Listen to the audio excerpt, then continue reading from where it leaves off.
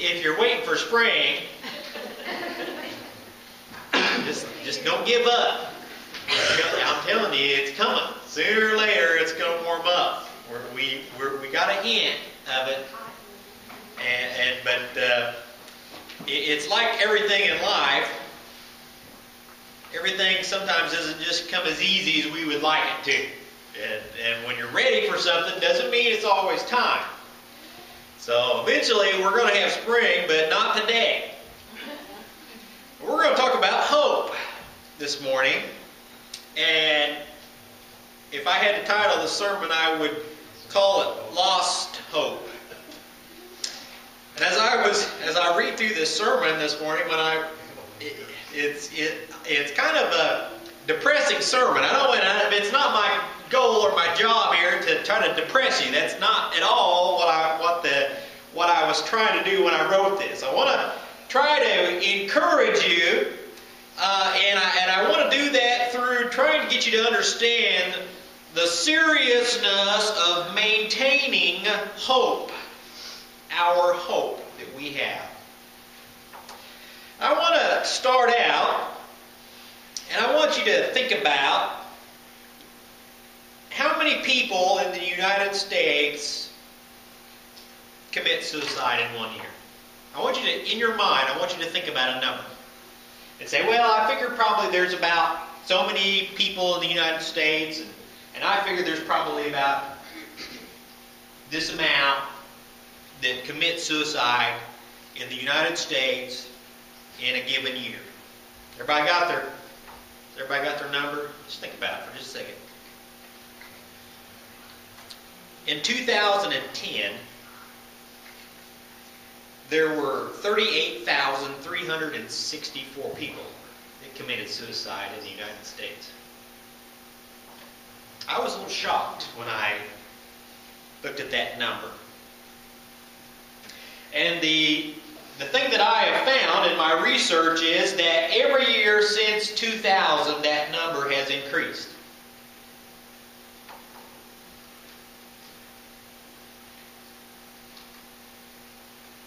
You see, oftentimes suicide is caused by a loss of hope or a hopelessness.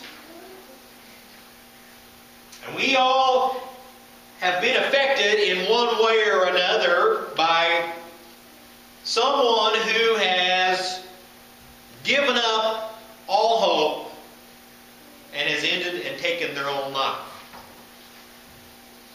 This is not something that's new, although it seems to be getting worse.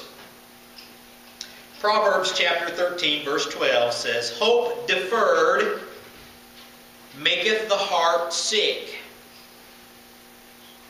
But when the desire cometh, it is a tree of life."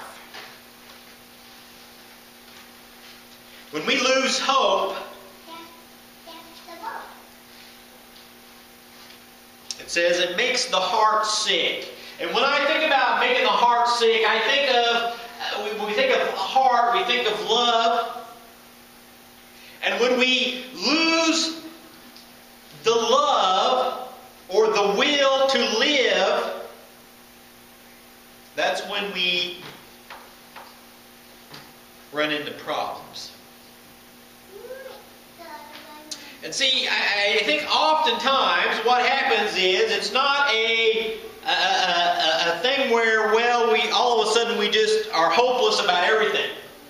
I think it's something that is a series of losses. One cascading on another, to another, to another. We have one battle that we give up on, and that leads to another battle we give up on, and that leads to another one and another one. And then finally, all hope is lost. So I want to talk a little bit about these small individual little battles that we encounter, that we take part in.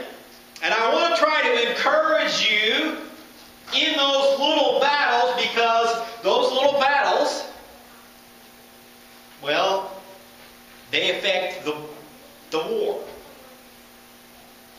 And you probably can think of things. I've got a list here of some things that I thought of, and probably number one with me is my diet. The diet is the battle that I'm waging, and I need some encouragement.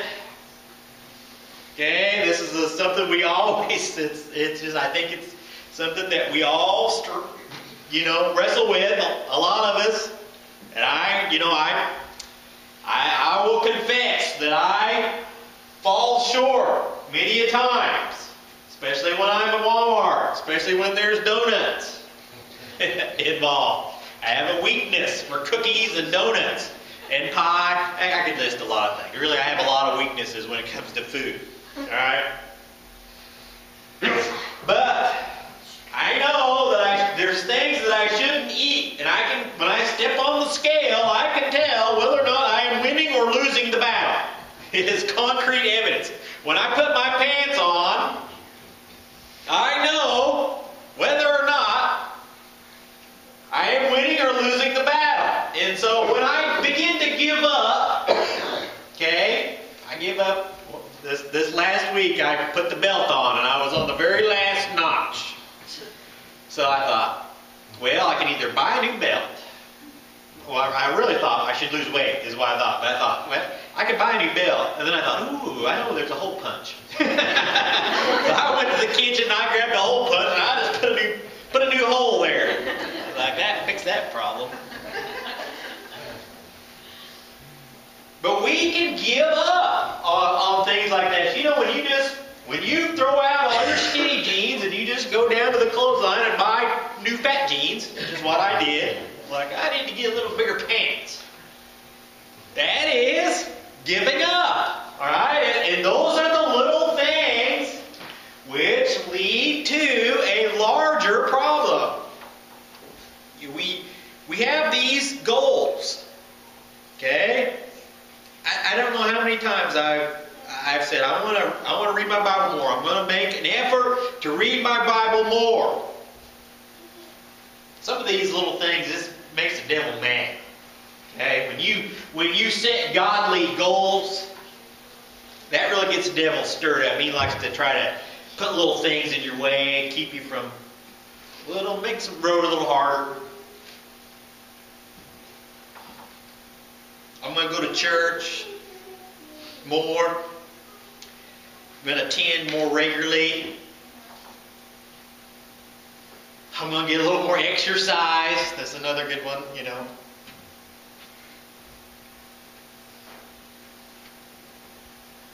I'm going to stay married.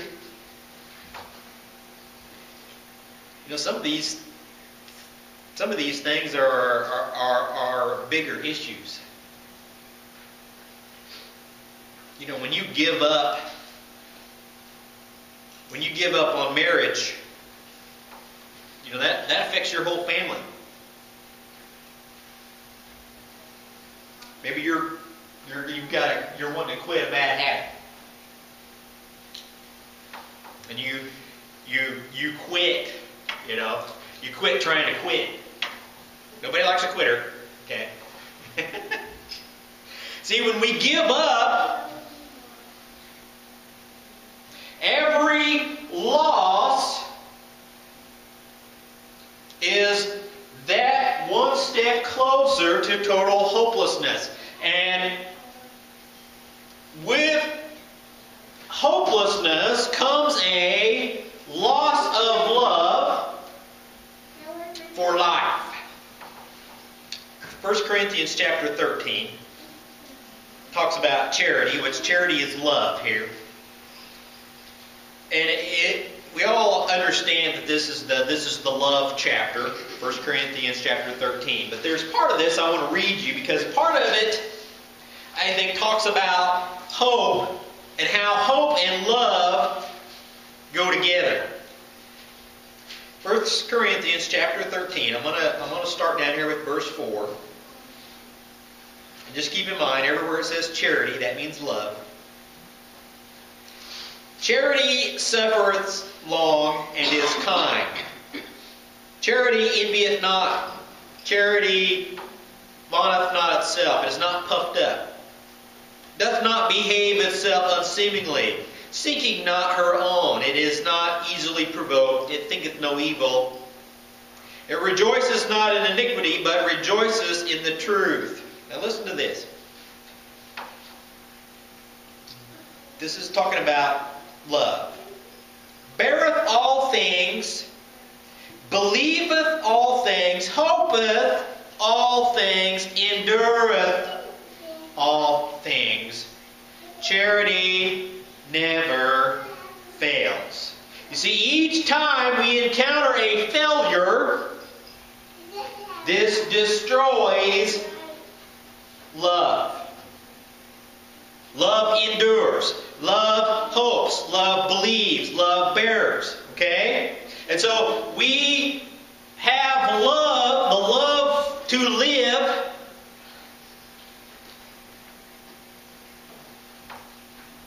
and hope is a part of that. Now, I am by nature what I would consider to be an encourager. Okay? Well, you can call that whatever you want.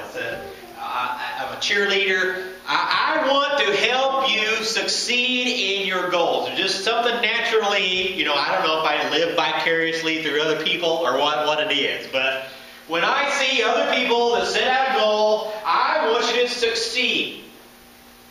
I am an encourager. This is one of the reasons why I think oftentimes why I like to watch sporting events, or I like to watch races on TV, because I like to get the person that I want to root for, and I want to root for them. And I want to encourage you in the goals that you make, because I don't want you to fail, because with failure comes sadness and comes hopelessness. There is a saying that says, "It is darkest before the dawn." I got to thinking about that saying, and I think, I don't know necessarily that is the truth, because if you really stop and think about it, I don't know that it's any darker before the dawn. But if you think about it in this way, you are in darkness for the longest period of time right before the sun comes up. It is more about the time that is spent in darkness right before the dawn. Oftentimes, when we are setting out on a goal, kind of like, we're waiting for spring this morning, okay? We're waiting for spring, and we're eagerly anticipating spring, and we are enduring winter. And right before spring comes, we have endured winter for the longest time.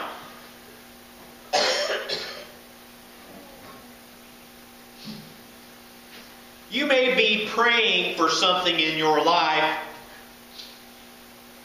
and you are to the point where you feel like that I am just going to give up. I don't think the Lord's going to do anything about this. I don't think it's going to happen. I'm going to give up.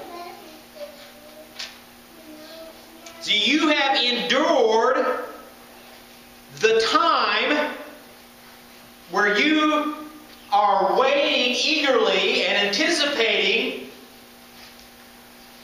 that whatever goal that you have set out is going to be completed.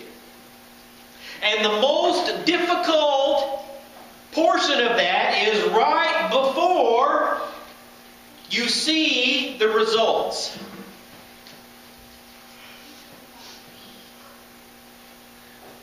That's oftentimes when we quit. When we're so close to the finish, we just give up hope. It's kind of like the man that's lost in the wilderness, and he wanders around trying to find civilization. And he wanders, and he wanders, and he wanders. And eventually he gives up, sits down, and freezes to death. All the while he's almost made it to the road. Or he almost was just right into camp. I don't want that to be you this morning. This morning I want you to set good and godly goals. And I want you to follow through. I want you to have victory. I want you to have hope. Luke chapter 9 verse 62 says, this is Jesus' words, and Jesus said unto him, no man having put his hand to the plow and looking back is fit for the kingdom of God.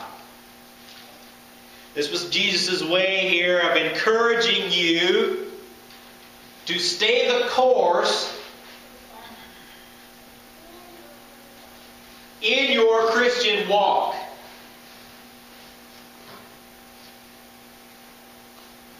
When we set goals, it is vitally important that whatever goal we set, we keep a heavenly mindset and we seek the will of God. Let me give you an example. See, if I were to set a goal, a bad goal would be to say, well, I want to rob 3 banks this week. That's not a good goal to have, okay? You can have bad goals. So we want to have good goals. And sometimes what we think is a goal, we're like, well, I don't know. I don't know if that's a good goal or not.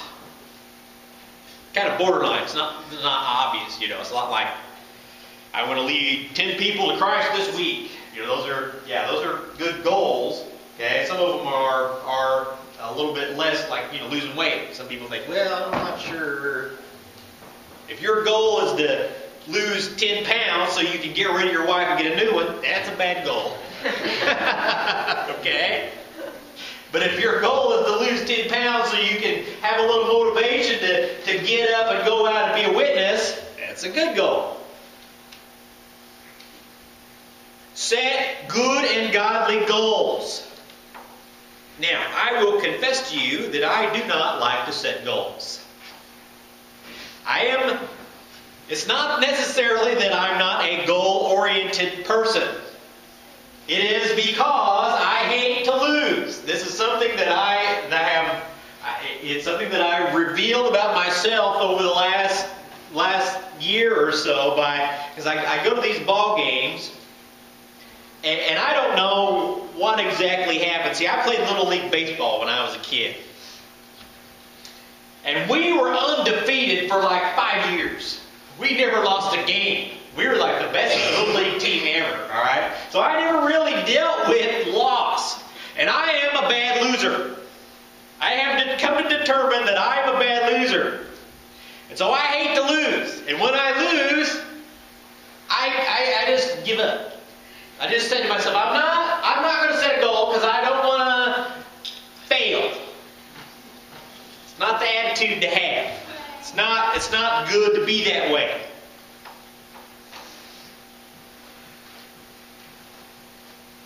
Set goals. You see, the only loss is when we don't try. When we give up. Giving up is the only true way to lose.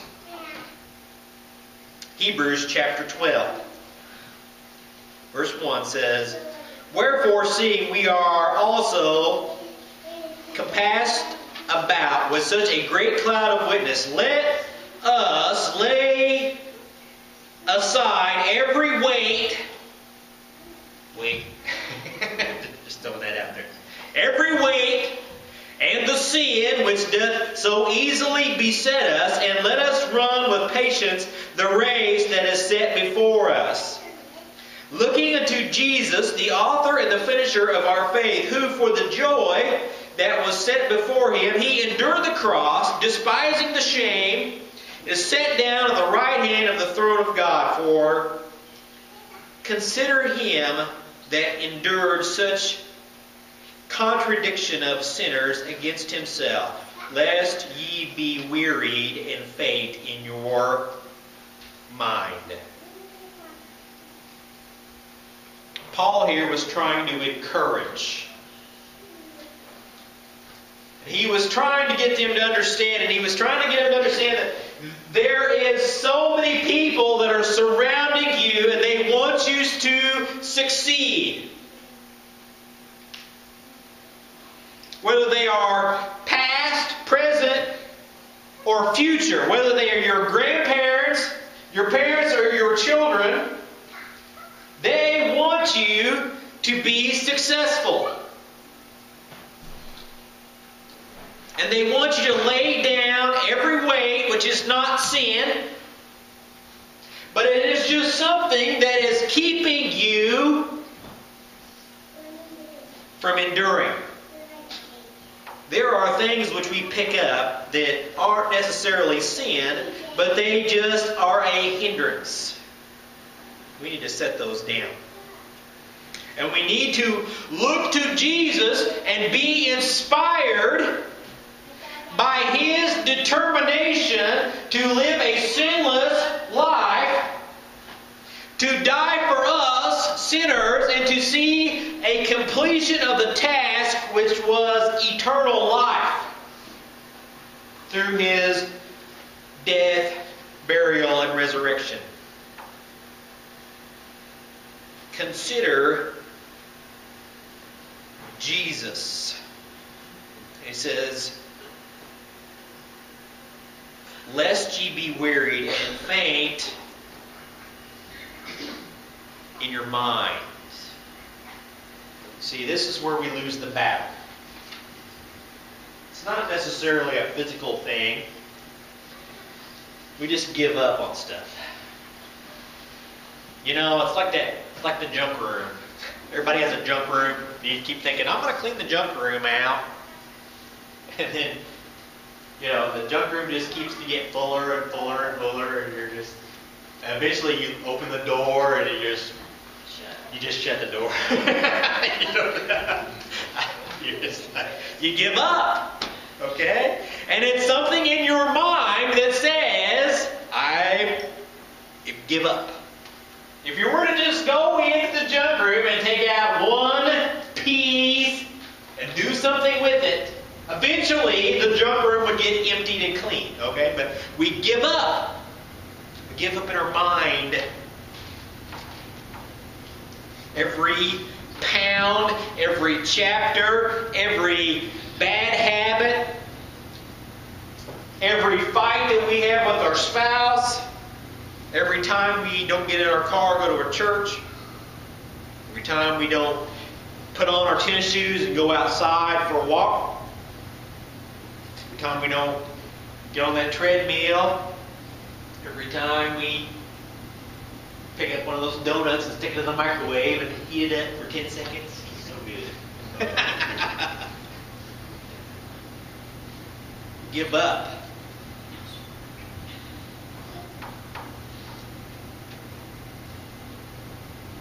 Don't lose hope.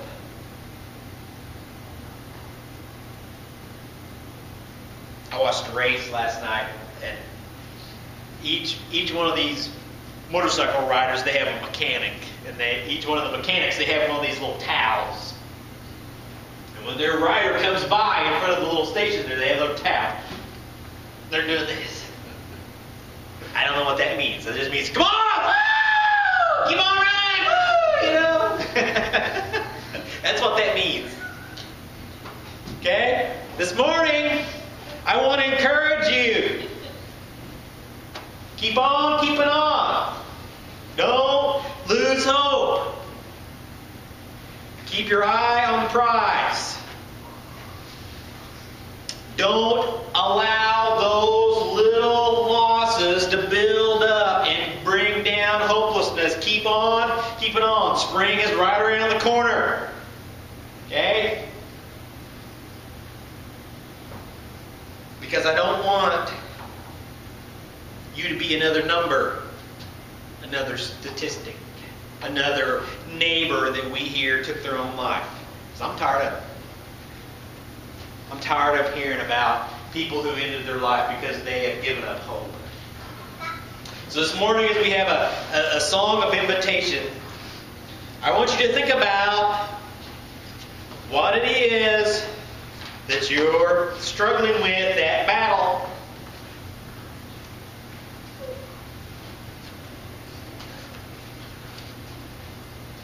That thing that we gave up on. And I'm going to encourage you to pick up your sword and fight. Don't give up. Keep on as we sing this morning.